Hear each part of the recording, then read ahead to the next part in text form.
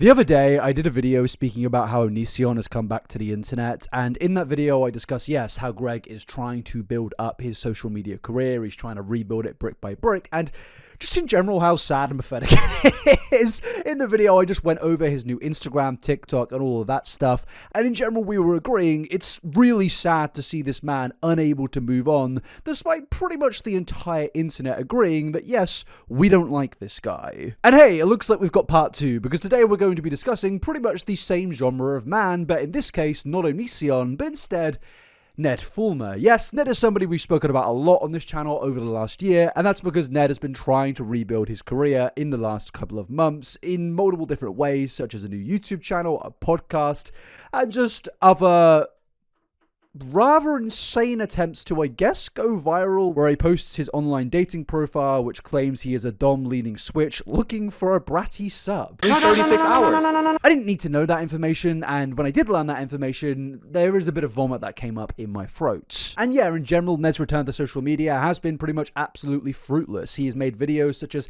"Can I survive fighter jet G-forces?" which, you know, did get 1 million views, but also, well, it only got 800 likes because Ned has been buying the views, which he himself has actually admitted to at this point. So yeah, this guy who was once on top of the world, he was in a beloved group channel, he is now arguably one of the more disliked content creators, given the fact that he, yes, betrayed his wife and betrayed his entire family and friends. And you'd think, being a national embarrassment, you would kind of just give it up. You kind of think, you know what, maybe it's time to just admit, I messed up, I'm gonna just stop being desperate and just maybe actually, you know, do what everyone else does and get a job. But no, there is this thing with a lot of influencers where the idea of going into a job actually terrifies them. And look, I understand it. I get it. But with people like Ned Fulmer, it is just quite a hard watch. It's not even a case of, oh, his YouTube channel slowly died over time. It's, no, Ned, everyone on the internet is saying, we don't want this, but he's still doing it.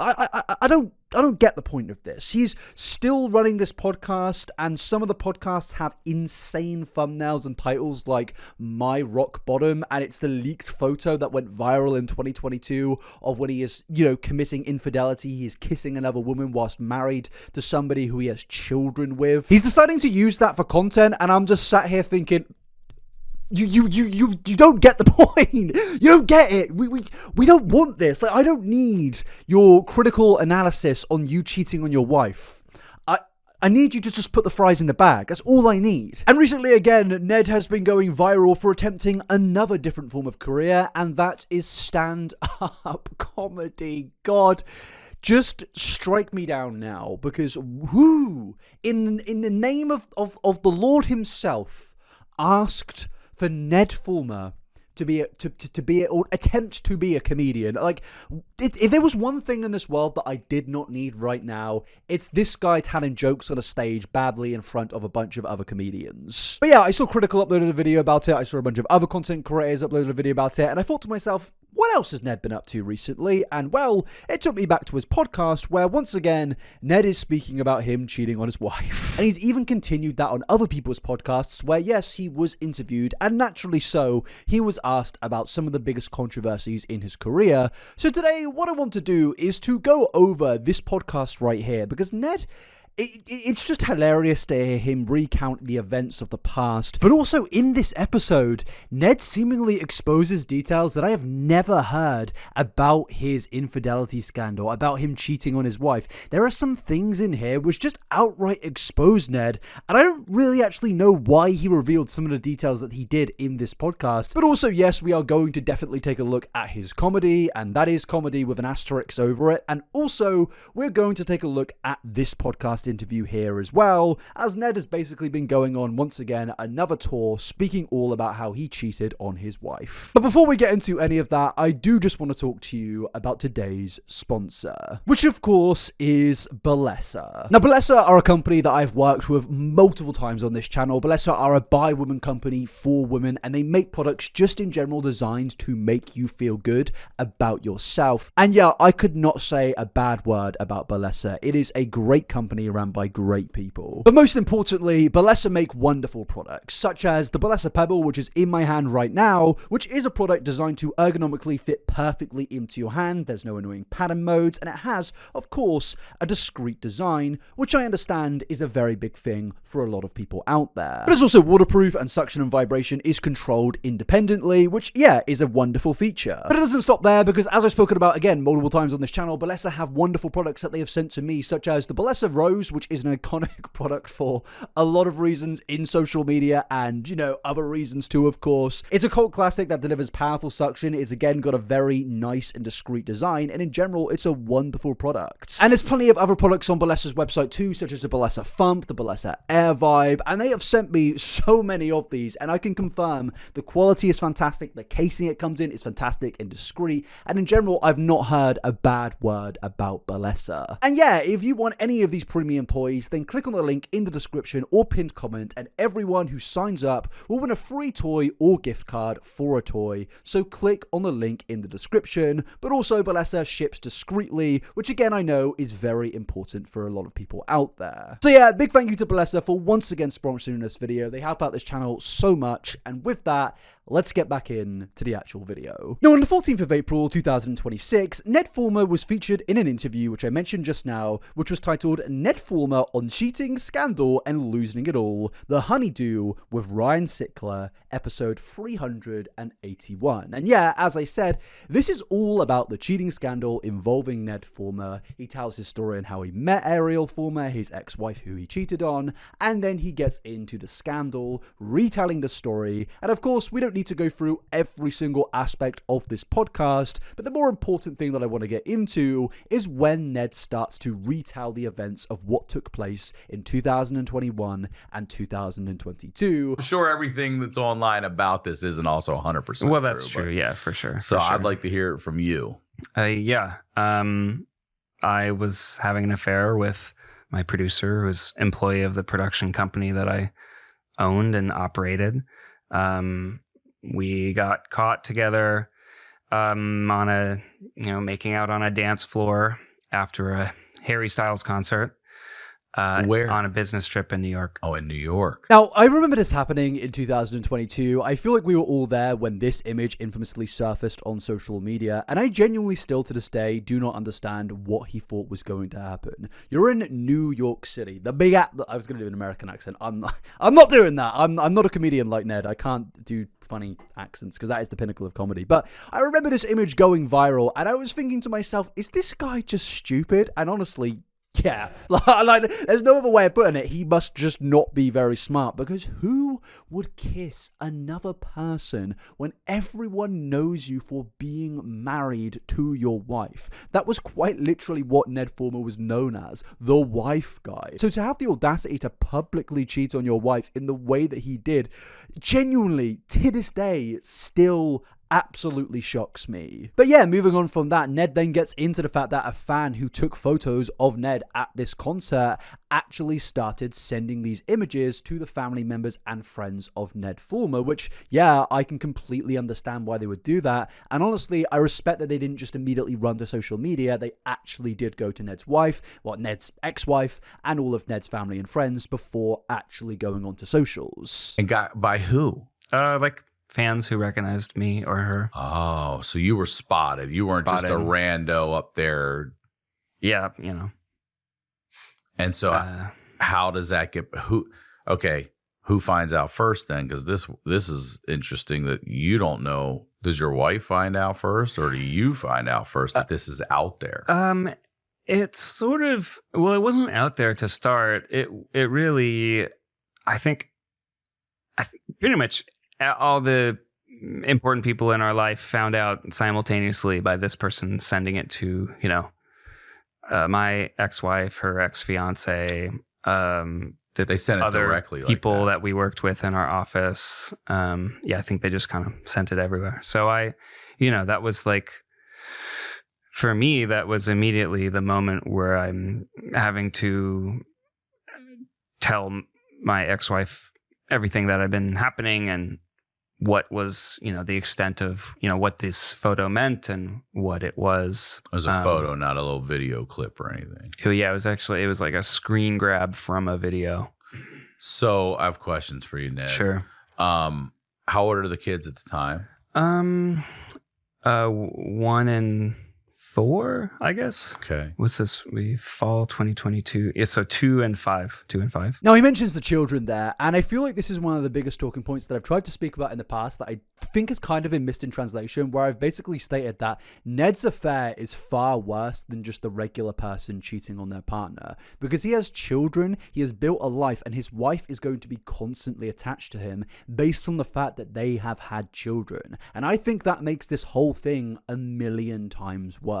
The fact that he has built a life with this woman and brought life into this world, and still at such a young age as well that his children were even there, 1 year old, and he is cheating on his wife after everything that she would have gone through with childbirth, the 9 months of pregnancy, just everything she has done for him in general. It just makes him so much unbelievably worse, in my opinion. And I think that's kind of why the children are even being brought up here, because it's like, yeah, you did this when you had just had another child. That is so unbelievably insane. But what's more insane is after this, when he starts to speak about how Ariel found out, he then gets into how pretty much there was actual just relief that this had leaked. Ned basically goes on to claim that subconsciously, not consciously, but subconsciously, he wanted to stop living this double life. And it's like, brother, who are you lying to? If you wanted to stop living that life, you would have just owned up to it immediately or just broke up with your wife. I knew that it was like,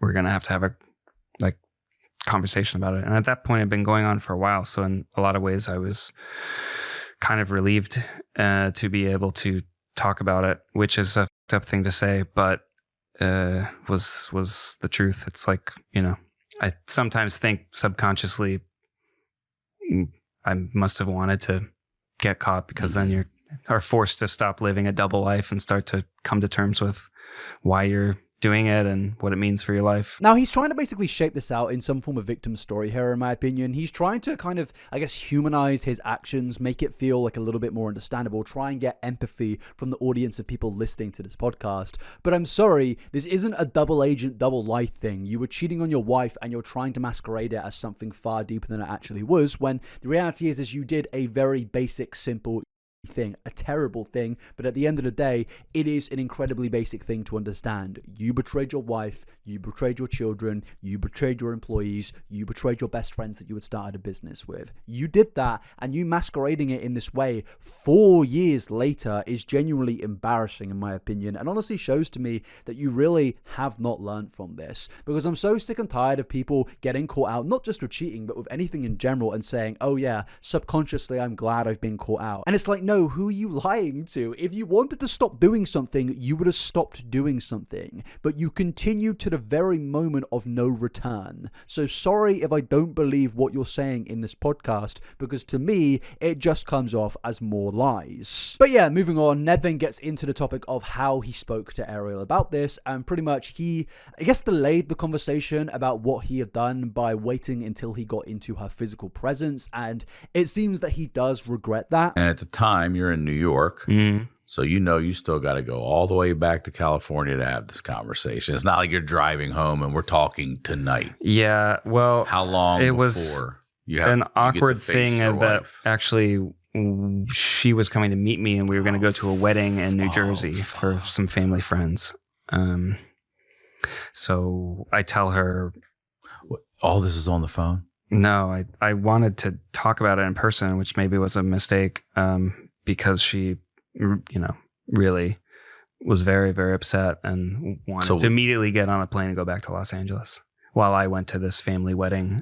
So she did come to New York. Mm-hmm. And she already knew then, and you're like, please come so we can talk? No. You waited till she got waited. there. Yeah. And then you told her. Yeah. Now, in my opinion, that pretty much there is an indicator that he was not subconsciously happy that he had got caught, because I think the reason that he actually waited for his wife to get there was actually because he was hoping that she did not know about this, she wasn't going to acknowledge it, and maybe just brush it off as social media speculation. Again, that is just my opinion, but why would you not at least send a message being like, yes, we're going to talk about this? Because if you really did want to leave it until she was physically in your presence, I can somewhat understand that, but at the same time, there would be a message beforehand being like, hey, can we talk about this? Hey, I need to have a conversation with you about this thing. And then when you meet, you have the conversation in depth. You wouldn't just ignore this thing. And I feel like the only reason he did try to ignore it until he couldn't ignore it anymore, because she obviously brought it up to him, is because he did not want to get caught. And this whole subconscious thing is just a lie. But interestingly enough, after this, Ned goes on to actually claim that he didn't actually think it was going to be as bad as it was, because he thought in his mind he had conversations about boundaries in the past, which again confuses me about how he was secretly wanting to be caught, but at the same time he was thinking, this actually isn't that bad. It's a direct contradiction, and once again shows he's lying. Because I was under a delusion that it wasn't as big of a deal as it was. There were some...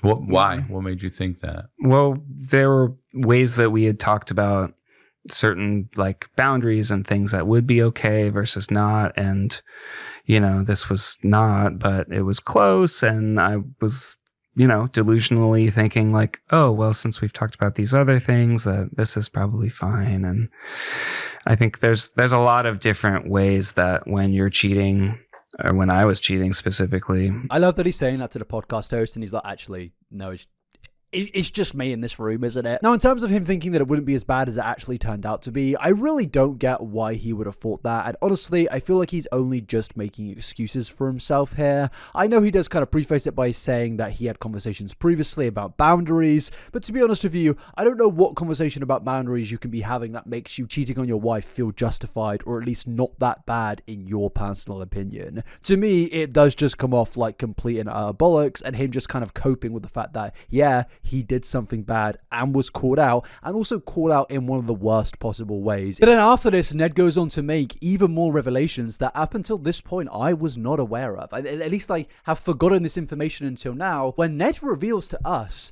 that when he was cheating with his employee, he'd actually been caught in the past by her fiance, and then they stopped. He didn't tell Ned's wife at the time, and then later in the timeline, they continued and were caught again. Now, I'm going to ask you questions, and if you're like, nah, I don't want to answer that, or you don't want us to put it in, that's fine too. But the lady you're cheating with, is she married, or does she have family, or is there anyone in her life? She was engaged. She was engaged. Yeah.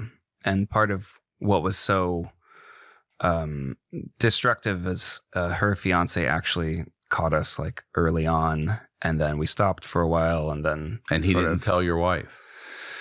No. How early on?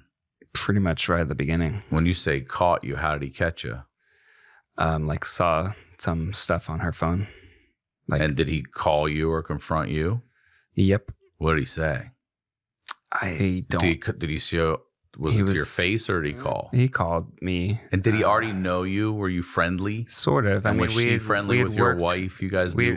We had even worked together back at BuzzFeed, so we'd known each other for the better part of 8 years or so. That is how bad this is. It's not just the fact that he has kids with Ariel, he's married to Ariel, but also he's betraying a friend of 8 years. A friend who is married to his employee. The more you learn about this story, even in 2026, it just makes Ned a million times worse and confuses me why this guy is making content out about this in thumbnails like this. And spoiler alert, even in his comedy stand-up gig that he's been doing recently, he's been making jokes about cheating on his wife. In fact, it's pretty much the whole joke of his entire set. And it's like, brother, you have hurt and betrayed so many people in the worst way possible. I don't think you should be joking about this. This isn't like you're a little teenager and you messed up in the past or something like that. You betrayed your wife and some of your closest friends. this isn't a joking matter. It's also the long-term aspect of this thing. He was caught, stopped, and then continued again. And excuse me, but I don't believe they actually stopped. I feel like they were probably just a little bit more careful until they thought, let's go to a concert and do it in public in the middle of New York City, which again is one of the most stupid things I think I've ever heard an influencer do. But yeah, the sheer fact of how long this affair went on for, it wasn't like a one-time mistake or whatever you want to call it. This was calculated. This was planned and went on for a very, very long time. And that is just disgusting, to be honest with you. And Ned seemingly is just lost for words here when he continues on by basically being like, yeah, I don't know. We'd known each other for the better part of, 8 years or so. I don't really remember, but he was very upset. And so it was like, oh. And you stopped for a bit, but you didn't stop. Yeah, eventually we started, seeing each other again. And how would you get away with it? We went on a lot of business trips. Okay. You're not sneaking here or there. You're going on business trips. She's the producer that is like setting Right everything there. up, and I don't know. Guys, Ridge Wallet is back. That's a crazy little intersection of just a sponsor suddenly coming in there. But what he's saying here, again, it comes into the whole aspect of what I was saying earlier of how this was a planned thing. They would plan to go away and cheat whilst his wife is looking after the children, whilst his wife is basically building a life for them as a family unit. And also, there's a fiance who was a friend of 8 years that he is portraying double time now because he's already apologized once and now he's doing it again in a calculated manner. It's like, oh my God, how bad does this get? And honestly, I don't really get why Ned is exposing himself like this. Like, isn't this exposing Ned to be unbelievably worse than we thought like before? And I didn't think that was possible. I feel like I've used multiple titles in the past being like, Ned Fulmer's gotten worse, and everyone's like, how could he get worse? Well, he's actually gotten worse in my books. The more I listen to this guy, the more I'm like, oh my God, you are insane. But yeah, moving forward along in this podcast, then we get into the topic of how Ariel first brought this all up to Ned. How long? Months? A year? How long are we talking? Yeah, months. Months. Yeah. So when you tell your wife, Yeah. I mean, what is that? Like, that's got to be the worst thing ever.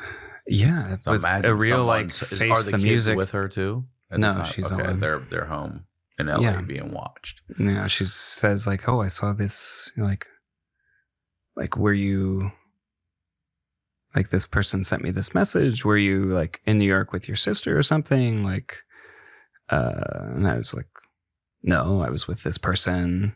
Like, oh, and then said like how long it had been going on for and what the extent of it was, and that was really when it was.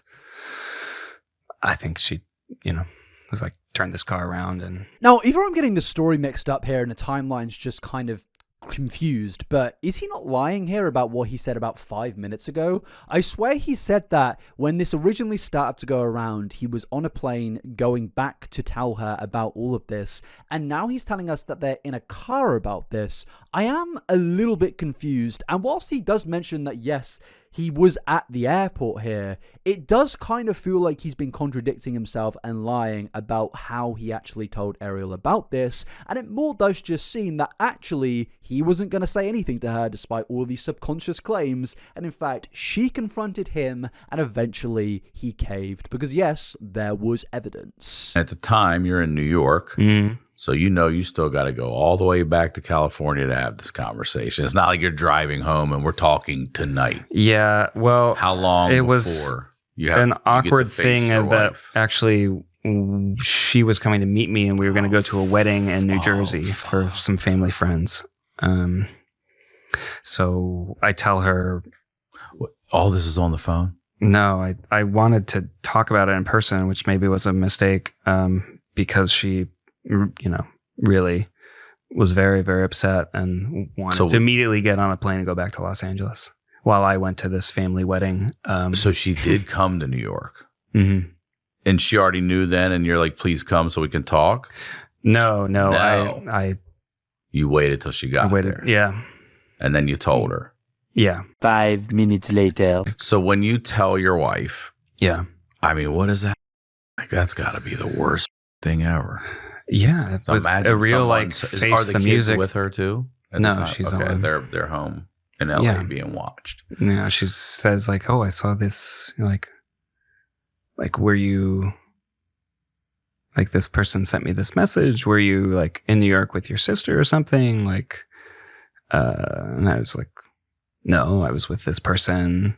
Like, oh, and then said like how long it had been going on for and what the extent of it was, and that was really when it was.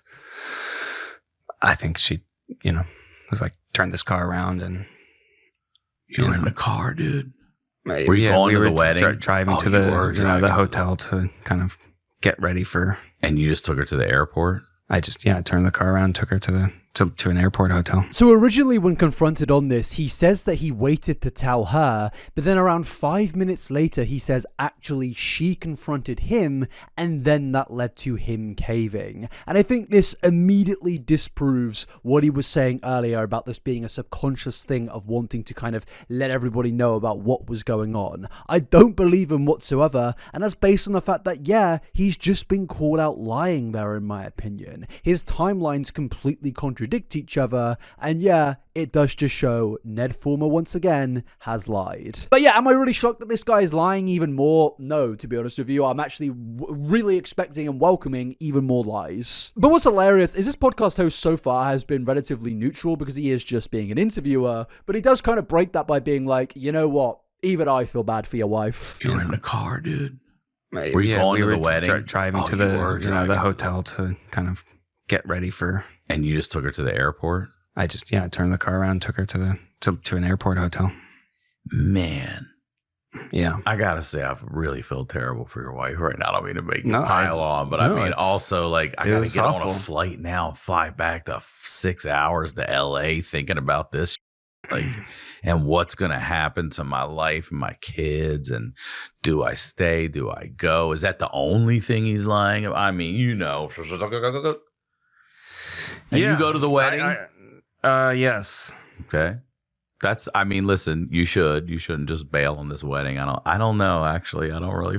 I mean, I didn't go to most of it, but I went to the actual ceremony. Were you in it? Like, were you? No, it Okay, was like a okay. family friend. Yeah. I mean, Ned's answer is just a personification of being a complete and utter pussy. Like, this guy is just an absolute wet wipe beyond immeasurable comprehension. Like, the fact that he's just sat there like, yeah, I did that. It's not even like I'm so unbelievably sorry and I can't believe I did this thing. I'm devastated that I did this thing or something like that. He doesn't really show any remorse. And in fact, he's like, you know what? I even went to the wedding afterwards. Our friend's wedding. I went there, I had a great time. Okay, he didn't mention the great time part, but he was having definitely a better time than his ex-wife was having at that point of time, because something mentioned there again is the aspect of how much of a life has been ruined and destroyed at that point of time.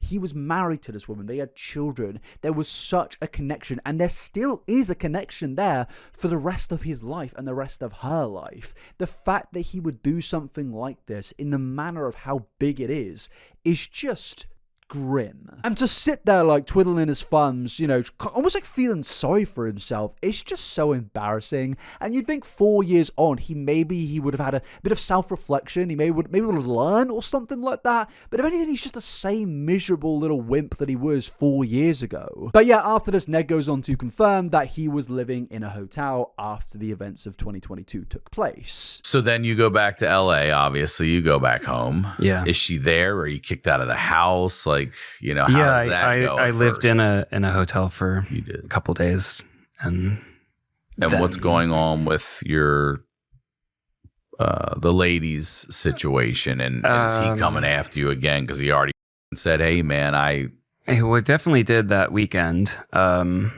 he tried to show up where you were? Well, he threatened me and called me and stuff, but he basically, I tell my ex-wife that I want to work through things and cut off contact with the affair partner.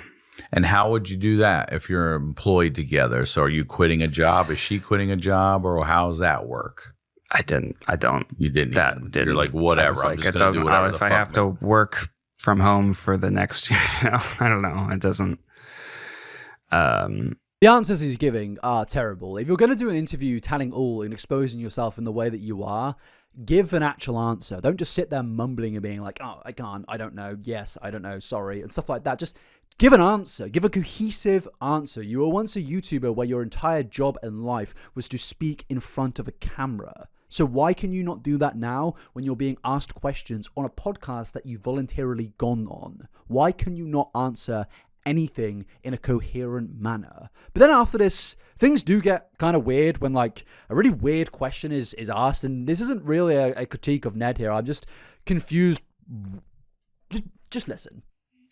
And can you tell me about your ex? Is she well, let me ask it like this. Is she a Latina or is she just processing? You know what I'm saying? Are you having anything thrown at you? Are you in danger of being stabbed? You know what I'm saying? Or is she like, when she said turn this car around right now, did she say it like that? Or were we in a different octave? You know what I'm saying? Like, what a weird question. Just weird stereotyping, weird question. I don't know why that was even brought up there. No idea why that was said, and obviously even Ned is seemingly like a little bit awkward about this. Like, he's laughing, but in fairness, I think it's more of like the awkward laughing when somebody says something really weird and outlandish and out of pocket and just questionable. I have no idea why that question was asked, and even my researcher pointed out in the document being like, there was like a really weird question asked at 36 and 45, and I was like, yeah, that is really, really weird. I have no idea why, to be honest with you, but I thought I would just mention that because even people in the comments were like, bit strange. But yeah, actually getting back into Ned's story, later on in the podcast, Ned starts to speak about how after this whole affair went viral and everyone was talking about it, he actually wanted to work on his marriage with Ariel, and they spent 2 years basically trying to decide if they wanted to continue to work on it. And I think, again, this just represents the kind of place of just sheer lack of care for anyone in this situation, because I don't think this man should be even attempting to make decisions like this. This should not be something that he even suggests, because this, to me, he's revoked the right to say something like that. This should all be down to Ariel, and the fact that he's even giving some level of contribution, to me, is just insane. okay, so you want to try to work it out. Does she? At first, does she? Because you did say your ex. She doesn't. She does. She doesn't know for a while. I think it took us the better part of 2 years to really decide whether we were going to continue working on it or not. All right, let's talk about that 2 years. Yeah. How do you co-parent together, and what are you doing? Are you back in the house? Are you like, what's the setup? So I live out of the back house for some time. Like, we have a little ADU, so it's kind of, mommy and daddy in separate bedrooms. All right, but you're on the property, and if there's an emergency or something, they're right there. Yeah. Are you allowed to go in and put them to bed or anything? Yeah, okay. we're doing it a lot together, and as we're doing therapy and working through it. You just stay the fuck out there when it's time. That's yeah, like, in the evening. Yeah. Yeah. Okay. And then there's about a month goes by, but then it goes from like a private thing that we're working through to a very public thing where I, very publicly get fired from my job, and that kind of creates this it was storm of this whole time we're talking about right now wasn't public and wasn't. No, it was I thought immediately it did. I'm sorry, most people do, but yeah, it was about a month. Okay, or so. And but because you get fired, that's what propels the story into. Yeah, I started like getting cut out of content, and people are like, "Hey, that's weird," and then it kind of all blows up. And so that's a whole new level of now. Me and her weren't sure if I was getting fired or not, or what was happening. And then it was kind of really a surprise for both of us, which was tough to deal with. Takes no responsibility there, by the way. He just says that was tough to deal with. And if anything, it kind of feels like he's trying to shift the blame onto the Try Guys there. By the way he's wording it, it feels like he's kind of like acting like he is the victim in this situation. And also the fact that he claims that he was surprised that he was fired is genuinely hilarious. Did you think think that the internet was going to take well to the wife guy cheating on his wife with with your employee? Did you genuinely think that that was going to go down well with the general populace? Because obviously, what world would that go down well? You are literally known as the wife guy. This is quite the opposite of your branding, to sleep with another woman, committing infidelity in your marriage. And yeah, I think he is fully trying to shift the blame here, because if he was not trying to shift the blame, he would at least say, well, and yeah, that was my fault. It was hard to deal with, but that was my fault. But instead it's, oh, I was surprised by that, and it was hurtful and hard to deal with. And it's like, brother, you need to actually take some responsibility in this. Throughout this entire podcast, it's basically Ned saying how he's sad and almost, again, shifting the blame onto other reasons to why he did the things that he did. There is actually no terms or levels of taking any forms of responsibility in this podcast. It's just, please feel bad for me. Okay, so now this is out there everywhere, which has got to make your wife also feel like, great. Yeah. Now the world knows about this. Yeah. So is that a whole new level of? Yeah, it was, and now there's trolls like saying like, oh, I slept with him too. And she's like, well, now I don't know what's true or not. Again, no forms of responsibility being taken here, because yes, whilst that is not a nice thing to deal with, that is your fault. And you also persisting with this marriage and trying to get your wife to stay with you, making her having to deal with that, also making it so her life is in a standstill by you still living in her home, is genuinely insane. And it is a complete testament to Ariel's character to actually allow that to happen. But at the same time, I think what Ned has done here is outright cruel, and the fact that he is still pinning blame on other people is just embarrassing. It feels like to me he's actually trying to blame the general public for making Ariel sad in this situation, when the reality is the only person that has made her sad fundamentally is you, because if you did not do the things that you did, this situation would not have happened. You wouldn't have been groveling on podcasts with her in the past, and you wouldn't be on podcasts like this exposing yourself if you just kept it in your pants. And yeah, after this he gets into speaking about couples therapy, which again is just such a cruel thing that his wife had to go through because of him.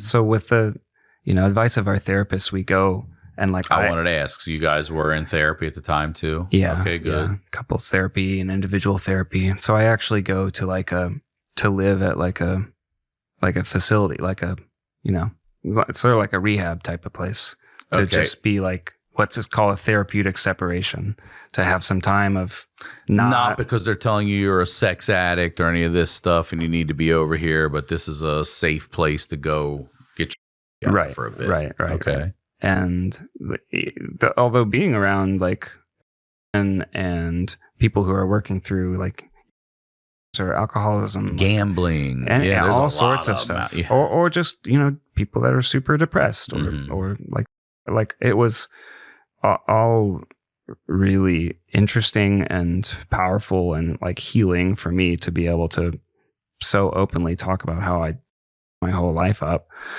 and it was the kind of being able to view even just like having an affair through the lens of like addictive cycles and stuff it was really helpful for me to understand like why it was so hard to not see this person and things like that. Again, the self-victimization here is crazy. The healing for him and how he messed up his life. And look, at least he says he did it. But at the same time here, it's clear that he is trying to shape himself out to be some form of victim here. He's trying to, again, make this seem like a far more complex and deeper issue than it actually is. But actually, no, it's pretty simple what you did, Ned. There isn't actually some big, deep, methodical conversation we need to have about it. You're just an asshole. And I think you still are unable to accept that, and this podcast is a complete representation of that. Now, later on in this podcast, he does go on to basically claim that yes, him and Ariel are no longer together, but they are still going through with co-parenting, which,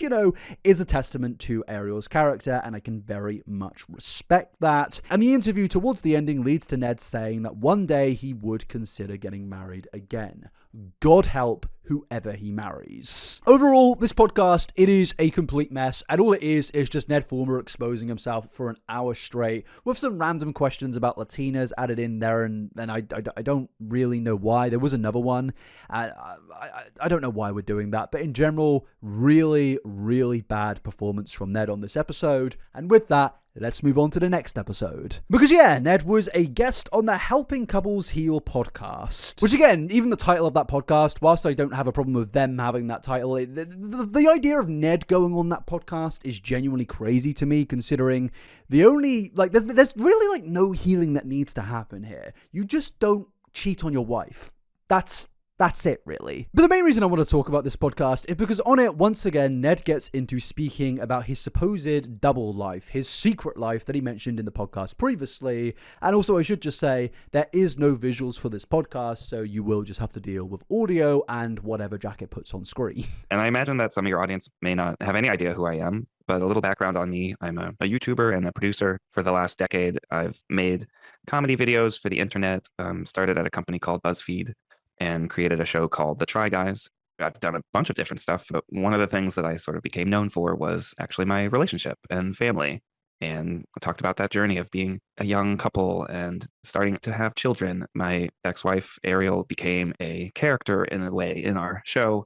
And so I was known as a public figure. She was known as a public figure. And in 2022, I had an affair with an employee of my production company, our producer, actually.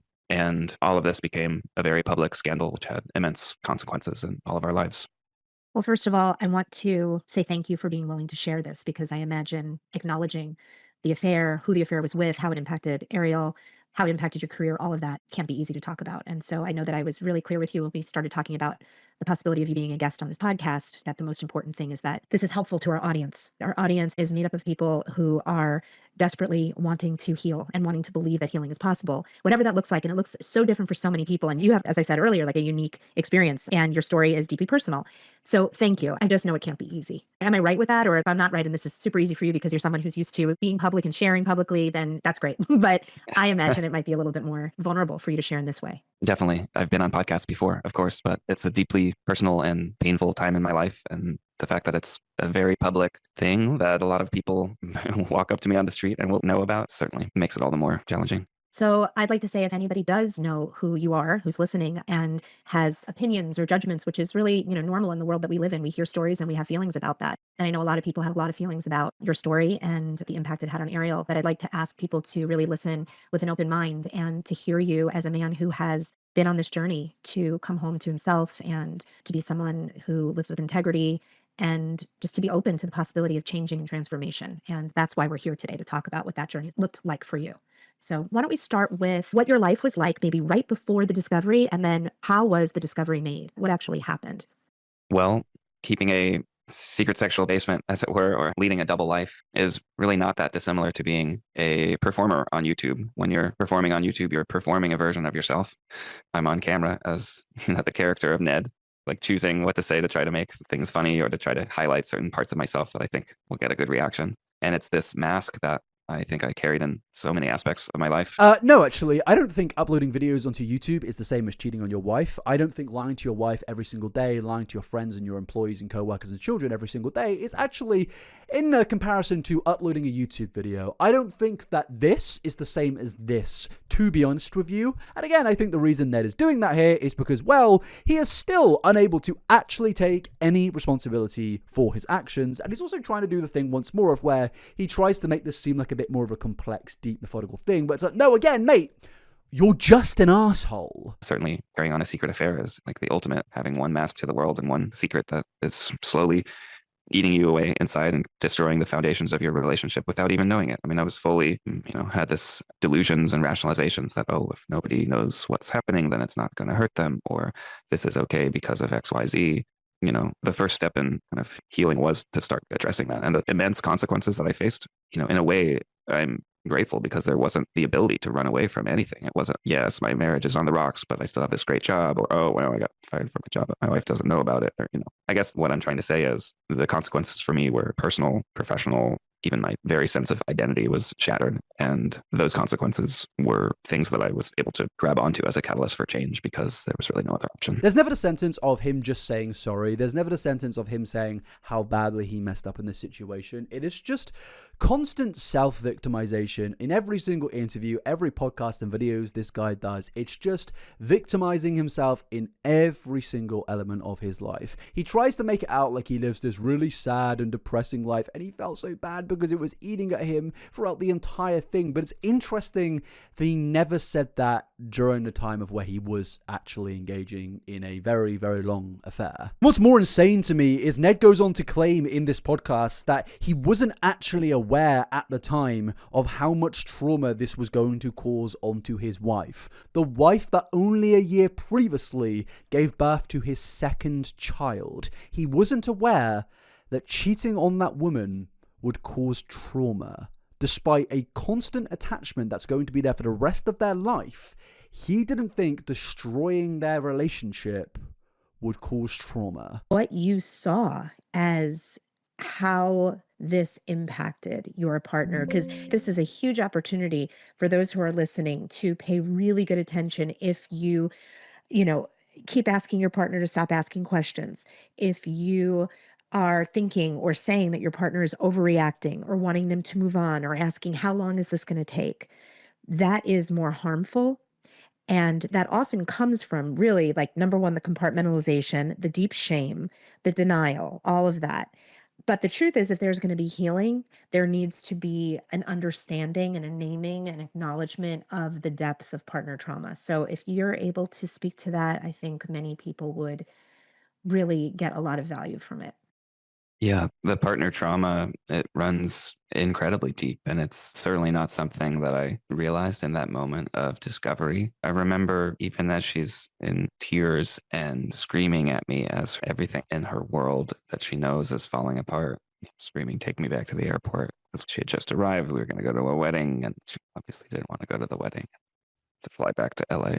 Even then, I remember thinking, like, oh, it'll probably be fine. Like, so, like, just not aware of the depth of trauma that this was causing on my partner. It's genuinely insane to me. He is just revealing himself to be an even worse person than I thought he was previously. I don't think any other person out there needs to really know the deep complexities of trauma to realize that, yes, if you're in a long-term marriage with somebody, you have children with that person, you have a business with that person, you have a life with that person, that cheating on them is going to affect them in a traumatic way. I don't think anyone needs to really have any analysis into that to understand that, yes, that would cause trauma onto pretty much anybody. And again, this is just another interview of Ned not taking responsibility and trying to pin the blame on other things out there. Even when he doesn't blame it on somebody or something else, he kind of puts it down to a journey of healing and a journey of becoming a better person. And I'm sorry, I don't care about that journey. I care about what you did and how you are constantly making excuses. You can go on that journey all you like, but to me, it doesn't actually say that you've successfully completed the journey if you use that journey as an excuse and justification for how you acted in the past. But also, again, yes, the fact that he's started a stand-up comedy career that a lot of people have been reacting to recently, in which the majority of the comedy is about his ex-wife. Oh, sorry, that's not Ned Fulmer, is it? That's the Troy guys. Yeah, because they actually uploaded the same video as Ned 3 years prior. Nice original idea there, buddy. And I wasn't going to actually go through this video, but I've seen a few clips here and there. I saw Critical did a video on it, and I watched a little bit of the video. I saw a little bit of Ned's stand-up, and I just decided, you know what, to kind of wrap this video up for this kind of like last quarter, I just want to sit down and react to it because I haven't watched the full thing, and it is very cringe-inducing from what I have seen. This, I don't know if you can call it comedy, but this stand-up performance from Ned, it's a whole process of where he is working with another person to, I guess, improve and get better at stand-up, and he will eventually perform in front of a bunch of people, and It goes terribly, and it is quite funny to see, after everything we've spoken about today, to see that he is now at this point of desperation where what he is doing is this. It is a mess, and we're going to go through it because I think it will be rather entertaining. I don't know how long we'll be here for, but I thought, you guys probably do want to watch me, react to this. I think everybody is talking about this at the moment. So yeah, let's take a look. By the end of the video, it'll be my name in lights. It's a life of a stand-up. What kind of shocks me is the fact that people are even still willing to work with him. Am I crazy in saying that? I feel like if I was a comic, somebody in the industry, I would stay away. But then again, I know comedians are a little bit more controversial. There's kind of a lot of grayer areas when it comes to comedy. But I mean, I think with Ned, it's more of what are you getting out of this? Because this guy, this did not get many views. This has 38,000 views, and the majority of it is just comments saying, just get a 9-to-5, mate. You're not cut out for entertainment in any way. It's brutal, suffering from main character syndrome when you are a D-tier character at best. No matter how hard it gets, remember, you are not Ned Fulmer. It is insane, and what does anyone get from working with him? I genuinely don't know. Hello, everybody. In this video, I'm going to be performing at my first ever stand-up comedy show. If you know me, I'm sorry. And if you don't know me, don't Google me. Stand-up is tough. I have actually seen that clip, and I feel like the laughs were kind of turned up there for the for the intro, just to get the little hook. There's no escaping the real-time feedback from the audience. What the No. Sorry. Boss hates me. Luckily, I got some help. Joining me today is Subha Agarwal. She is a hilarious stand-up comic. Why are we so mean to workers? I never understood that. Oh, you mean the people who took all of the that none of us wanted, like a goddamn hero? Thank you. It's quite funny that you're saying that in context of working with Ned Fulmer. Just with everything that we've spoken about today, I feel like Ned Fulmer is the man that nobody really wants at this point of time. Even his own wife doesn't want him anymore. So, ex-wife, I should say. We're going to do a one-on-one workshop, and then I'm going to be thrown to the wolves in my first ever open mic. A brutal training ground where the only other audience members are other comedians. A lot of sad dudes get into stand-up after they get a divorce. You motherfuckers can't make me Google what the Try Guys are. At the end of the video, I also do just find it weird that he's even doing this. Again, am I crazy for saying that I think it's odd that you're going on all of these podcasts about trauma and healing, but at the same time, you're making a joke out of it? I understand that laughter is a part of healing, and laughing at yourself is very important. But I think that's only applicable if you haven't hurt people, whereas Ned has hurt so many people. We've heard him basically say that he knows his wife is traumatized, and yet he's still persists in making content like this. You are openly still publicizing your marriage in such a derogatory way, in my opinion. And I think that's so insane, considering what that did to your wife, what that did to your friends and family and business that you made with your friends. I think it's insane that you're doing this. Booked as a real stand-up comedian at the Elysian Theater in the BizBaz show.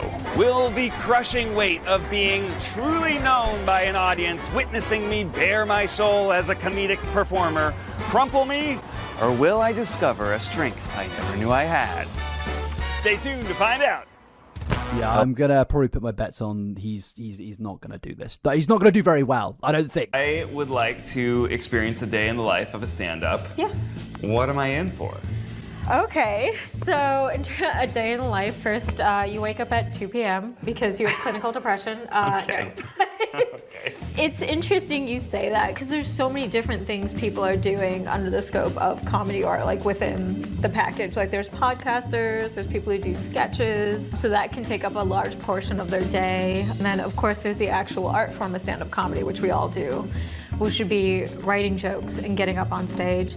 There's no substitute for working out material on stage. Why is that? There's no other way to truly gauge your jokes. Like what works on social media will not necessarily work live because social media You can is already very see the fear in his eyes. He realizes in this moment, he knows this is a bad idea. Look at that man's face. He's like, what have I got myself in for? And I am kind of confused again to why he's doing this. I don't know if this is a humiliation ritual. I don't know if he thinks that if he makes so many jokes about himself and makes himself look as embarrassing as possible, maybe the world might think to themselves, maybe we're going too hard on this guy. But from what I've seen, everybody is just kind of like, no, we're going to laugh at you even more because you're at such a pathetic point. Like, why are you doing this? We are more mystified at you rather than feeling bad for you. If anything, this is making me feel less bad for you. And I wasn't even feeling bad for you in the first place, but somehow I have now negative emotions in that aspect because you're doing this to your wife despite everything that we've gone through in the first half of this video. Social media is very much an attention economy. So your stuff could be very interesting, like it could keep somebody's attention to keep them from scrolling, but that doesn't necessarily mean that it's gonna make a club erupt in laughter. So there's no substitute for trying your jokes out live.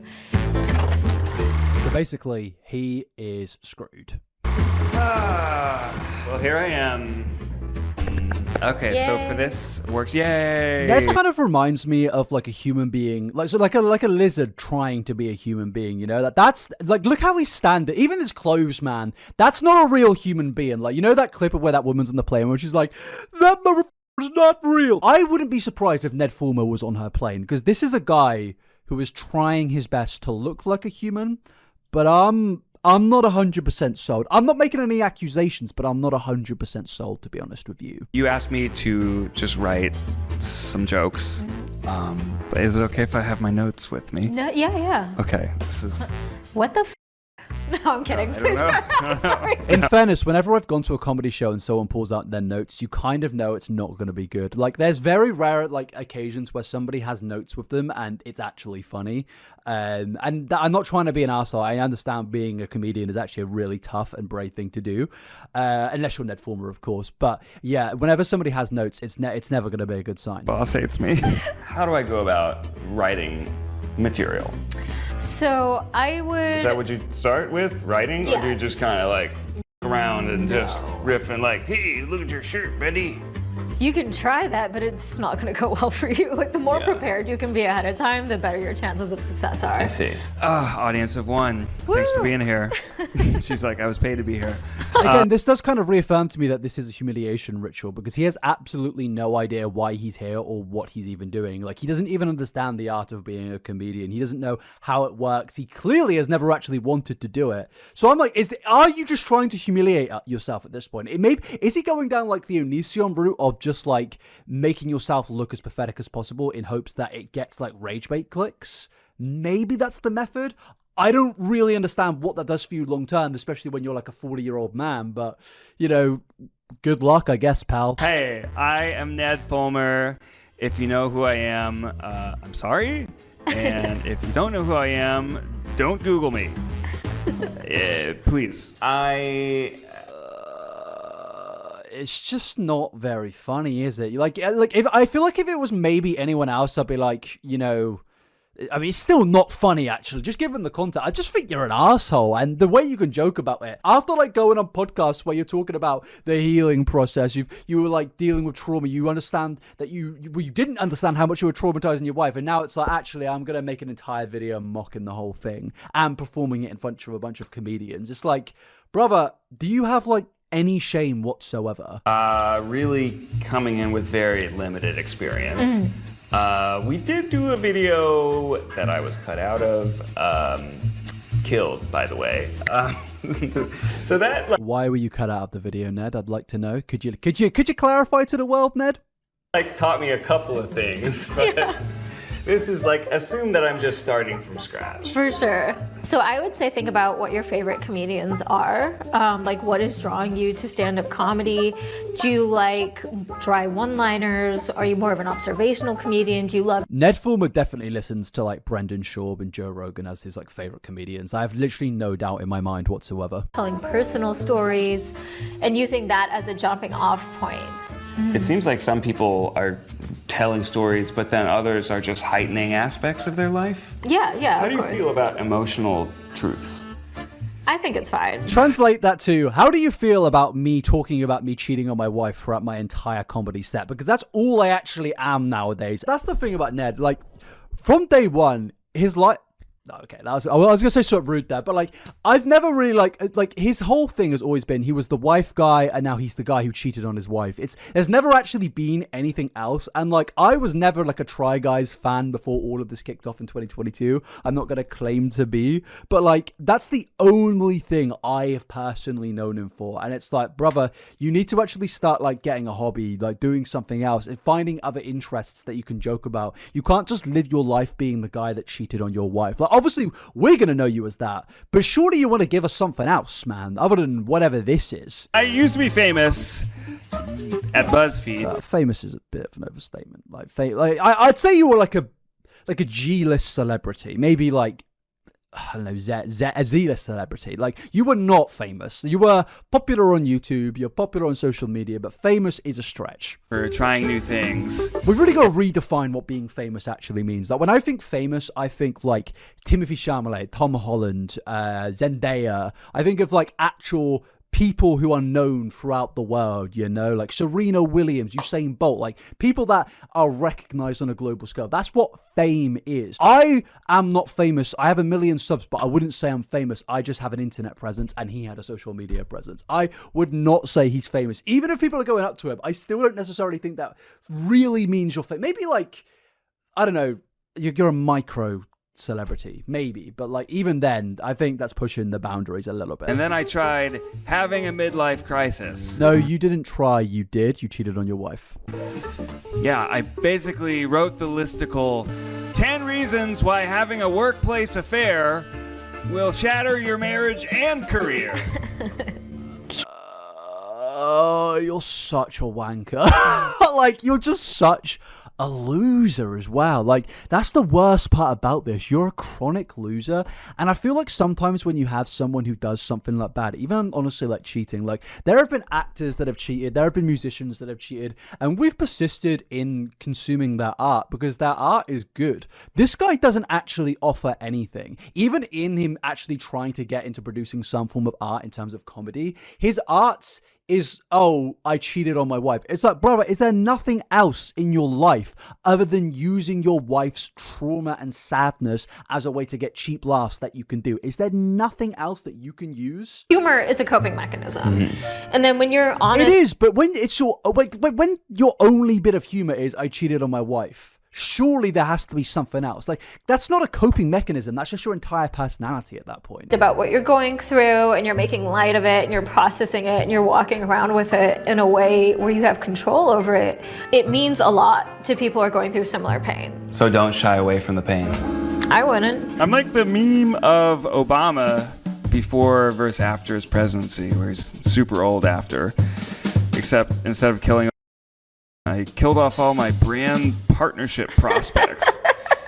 Now the only brands... I don't even know why she's laughing at that. I mean, it's visibly and audibly a fake laugh. But again, the joke is clearly in relation to the fact that he cheated on his wife. It's like, brother, do something else. There are other jokes in this world you can make. Surely something happened in your life where you can tell us about it that doesn't involve you ruining your ex-wife's life. Like, surely there's something else. That'll sponsor me are boner pills and BetterHelp.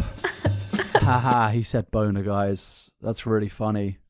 And I don't even medically need BetterHelp. Slow burn. When it comes to writing, I don't think it was a slow burn, mate. I think it was just bad. Where do you go for material? Is it like things that you see? You keep a little notebook? Both. I do. I write down premises all the time throughout the day. Anything that like strikes me. Maybe there's something that like annoys you, or something that you have a strong opinion about, or like a funny story or a realization you had. Right. So, and just writing those down throughout the day. Yeah. I have been icing my face in the mornings. You know, those ice baths. He's actually making a joke not related to his wife. Fair enough. I'll give him props. I don't know if you guys do that. It's been completely transformative. It's transformed me from ugly to cold and ugly.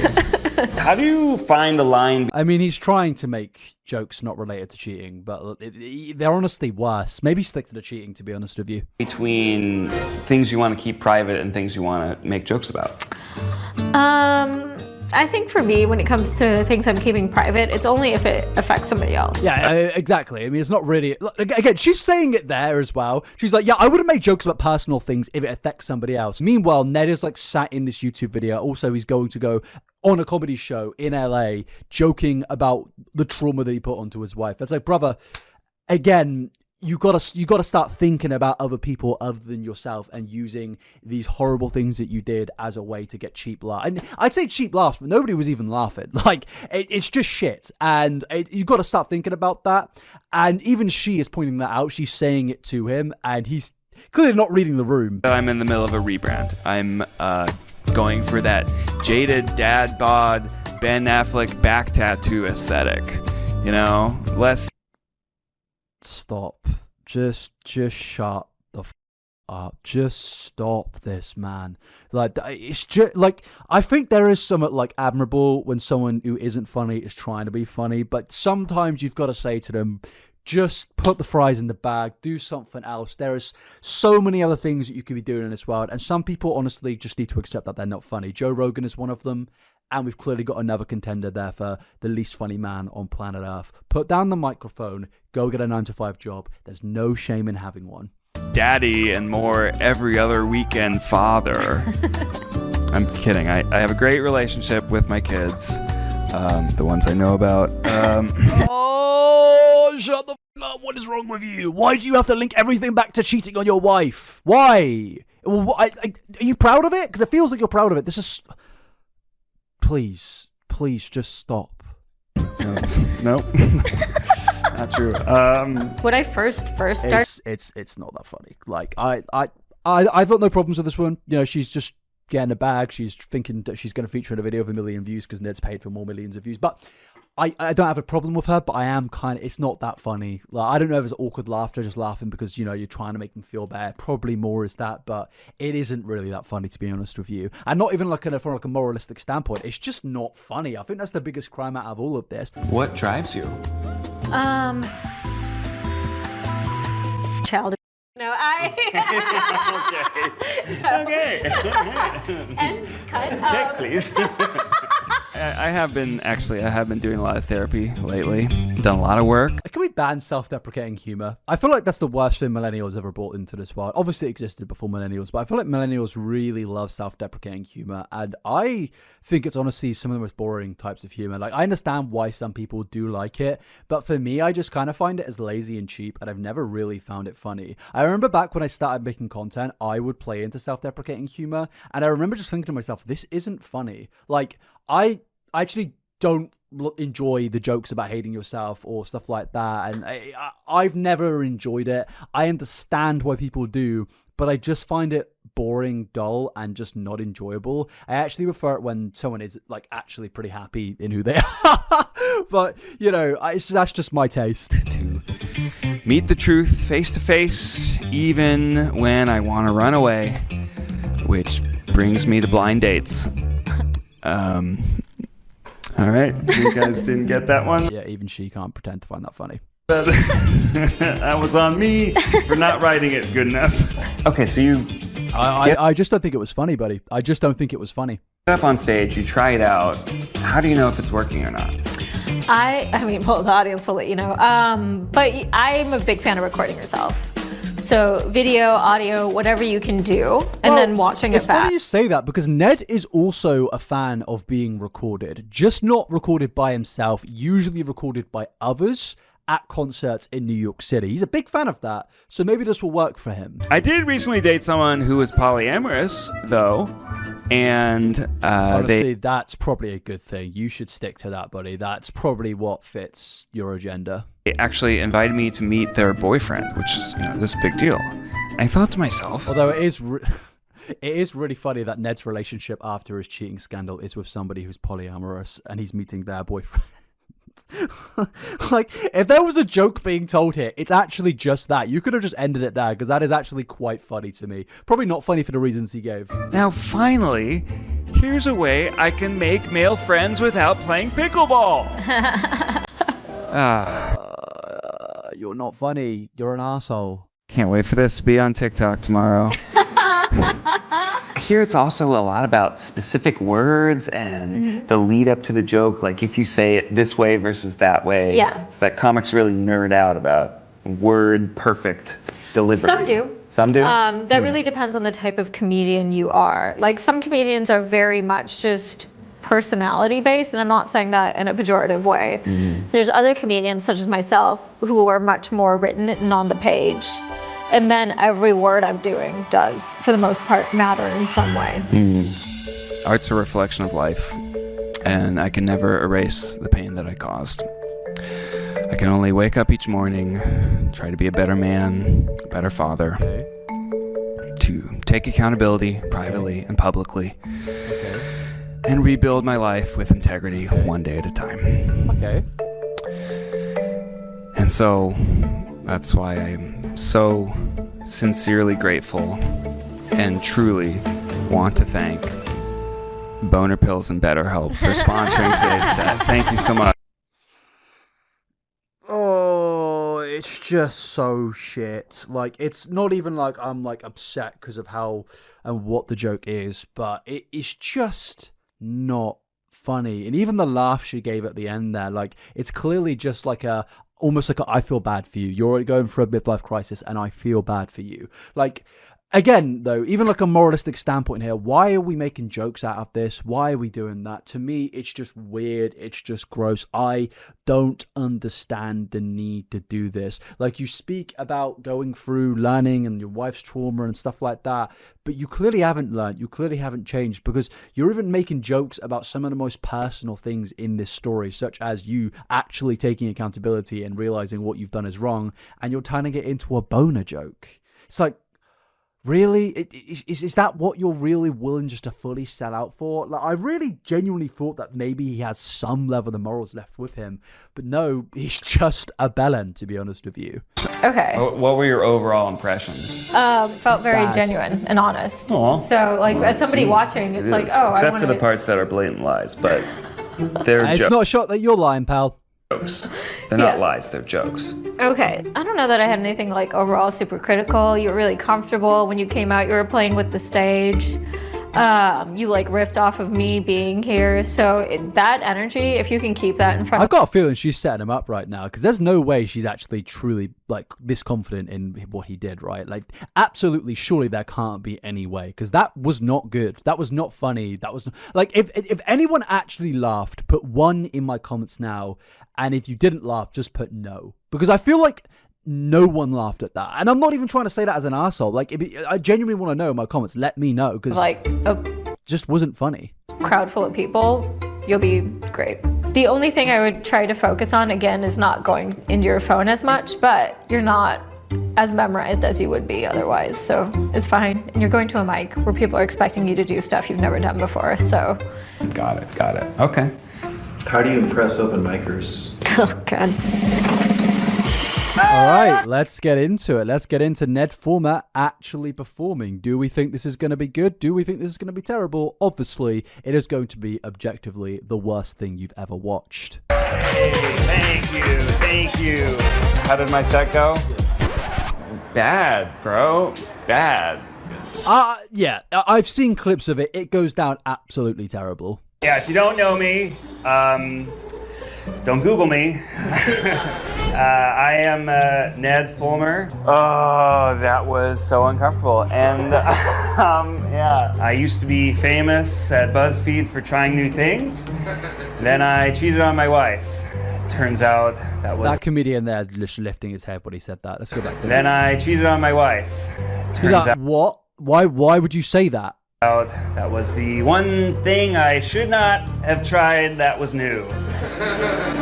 Made me. Oh my God, why would you subject yourself to this humiliation? I don't get why he's doing this. Check a lot of the privilege from past experiences being an influencer and stuff. But I've been practicing self-care lately. Things like crying on the toilet and doom scrolling Tinder. I got very discombobulated in the middle of my set. I don't think it's discombobulated. I think your comedy just isn't good. Like, what's with I always doom scrolling through Tinder and crying in the toilet? What is this humor? What are these jokes? Objectively, like, if someone said that to you, you wouldn't laugh. Like, I had a friend say that to me. I wouldn't laugh because it's just not funny. It's just like you're saying TikTok phrases and that's it. Like, you're saying phrases that are popular on social media and expecting me to laugh. That's not funny. Like, if we're talking from like an actual just objective comedic standpoint, you're not saying jokes here. You're just saying things. You're saying words that sound quirky to you. And I think this is like what a lot of millennial comedians seem to do. And it's just not funny, especially mixing it in with this constant self-deprecation and self-loathing, especially when the self-loathing is linked to something horrible like cheating on your wife. Like, that's just not funny. And I don't think anyone was ever going to find that funny. Got off track. I kind of forgot things. What else? You could say I'm in the middle of a rebrand. I'm embracing my jaded dad bod Ben Affleck back tattoo aesthetic. I'm less daddy and I'm more every other weekend father. Yeah, no, I'm kidding. I have a great relationship with my kids. I don't think that it's just a hard watch. It's just genuinely a hard watch. Like, we've already heard the jokes, but hearing them in the context of like an audience makes it so much unbelievably worse. Mate, just stop. There's no shame in getting a job. I feel like so many influencers need to realize that getting a job is a respectable thing. Just try your best, man. You've got contacts. If you haven't cheated on them, you've got contacts. You could use them. Do something other than this, because this is actually sad. Like, I actually kind of feel bad for you. I don't, but like, there is a part of me that thinks if you were somebody else, I would feel bad for you, and that makes me sad. Like, this is just really depressing. Do something else. Self-deprecating humor played as well in a crowd of comics that were already pretty self-deprecating. This experience has aged me. I'm like the yeah, true. I'm like the Obama before the presidency versus after meme, except instead of killing Osama, I killed my brand sponsorship opportunities. Yeah.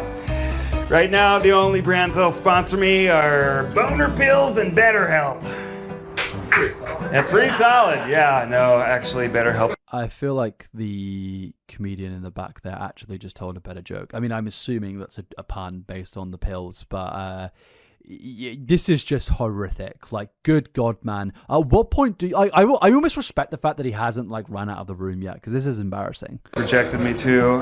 My Boner Pills and BetterHelp line, someone heckled like, "Hey, those are actually pretty good sponsors." I was like, "Oh, this is a different crowd."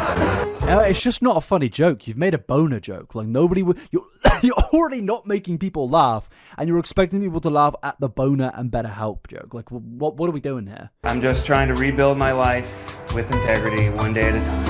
And I'm grateful to be here. I'm thankful to you all for having me, and I'm so thankful to Boner Pills and BetterHelp for sponsoring today's set. Thank you so much. Made some friends. I don't know if you made friends, pal. I don't know if that's what I'd call them. Whoa. A lot of sad dudes get into stand-up after they get a divorce. So yeah, Thanks for having me. I actually snorted air there. That's like a significant upgrade on everything that we have seen so far. Dude, thanks for having me. Oh man, that was crazy. Bro. I got cooked pretty bad. You got cooked, bro. You're gonna go to therapy tomorrow for this. Oh, it's so painful to watch. Ned clearly embraces him, thinking that he's gonna be friendly and nice about it, and he's like, "You got cooked," and he's like pointing and laughing at him. And I feel like Ned seems to think that this is like I'm laughing with you and not at you. But from what I know, these types of interactions, you're being laughed at him. You got cooked, crazy. Bro. I got cooked pretty bad. You got cooked, bro. You're gonna go to therapy tomorrow for this. That's This is a good PS. That's really painful, and it's so awkward. Ned is such, bizarrely, considering he's somebody that used to work around so many people, was so many people's boss. He worked at BuzzFeed. He's such an awkward guy, and I don't know why, given that, you would do anything like this, because comedians are brutal. Pretty bad. You got cooked, bro. You're gonna go to therapy tomorrow for this. That's This is a good PSA for being faithful to your wife, though, this whole experience. Can't keep your dick in your pants. You're going to wind up bombing in the pool room at a Mexican restaurant, East Hollywood, 10:30 at night. I'll be honest, I was That is quite sad. a little surprised at how hard they went. I knew we were gonna get cooked a little bit. Yeah. I wasn't expecting that. I don't got nothing else to say about the room. I ain't got shit. You motherfuckers can't make me Google what the Try Guys are. I wasn't mad at it. I was just like, oh man, oh dang, crying silently. they're really going there. Well, it's because they're saying the truth. I know, man. Yeah. Steven is like, yeah, it is true. He's not even gonna try to be nice about it. He has a faceless social media profile, so ladies, those dick pics you're getting are from him. I guess a guy cheated or something. I don't care. I think that's good. You need to sit and write some jokes, and also you just need to get comfortable up there. Mm-hmm. I think that's the biggest thing. Give me a job. I think it's good. I think it's awesome. It's really sad, and I think we kind of get the point now. The rest of this video I have seen, and it is basically him just being completely rinsed by every other comedian there, and him taking a bit of I guess a look back on all of it and how it went. And yeah, I think even he would agree it went down absolutely terribly, and I just don't understand what he is even doing at this point. I don't know why he would have thought this would have been a good idea. Again, it could either be a humiliation thing, it could be, I don't know, he maybe thinks that the more pain he puts himself through, maybe the internet one day will be like, oh, actually, we feel bad for you now and we're going to forgive you and just come back to your content. The reality is I feel like Ned Fulmer is unable to accept that his time on social media has come and passed. I don't think there's any way back for him given what happened. I really don't. Maybe he could build a smaller audience for himself, but at the end of the day, this content, what's it really going to achieve? How is this supposed to build an audience? This wasn't entertaining, it wasn't funny, and then you attach it to everything else we've spoken about today. The podcasts of where he seems to actually try and pretend to be somebody that actually does care about his ex-wife, that cares about Ariel Fulmer, that cares about the trauma that he put onto her. But then we see him in a video like this where he actually clearly doesn't care, and he's actually willing to make jokes at her expense, make jokes about her trauma in order to make a few random comedians in a Mexican restaurant at 10 p.m. on a Tuesday laugh. What are you getting out of this? And to me, it does just kind of all connect and says, I don't think he's learned, I don't think he's changed, and I really don't think he's a good comedian whatsoever. And yeah, I think that's the best place we can kind of wrap this video up. The whole thing with Ned just continues to get worse, and if I had any advice, it would just be get off social media, get a job. You could do something. I wouldn't be surprised if Ned could get a decent job given his track record and his CV. Maybe it would be a bit difficult given the public scrutiny, but I feel like there would be something there for him. There's got to be something better than whatever this is. It's so embarrassing. But yeah, with that, I'm going to end the video there. Thank you very much for coming along. I know this turned into a bit more of a reaction video towards the ending. It's just because I felt like this would be the best kind of format to do it in. And yeah, please let me know your thoughts about everything that we've gone through today. There's been a bunch of topics and I would love to know your opinions on all of it. And yeah, please like the video. Please follow my Instagram at inabber, and I will see you in the next video. Have a great week, people. Bye-bye.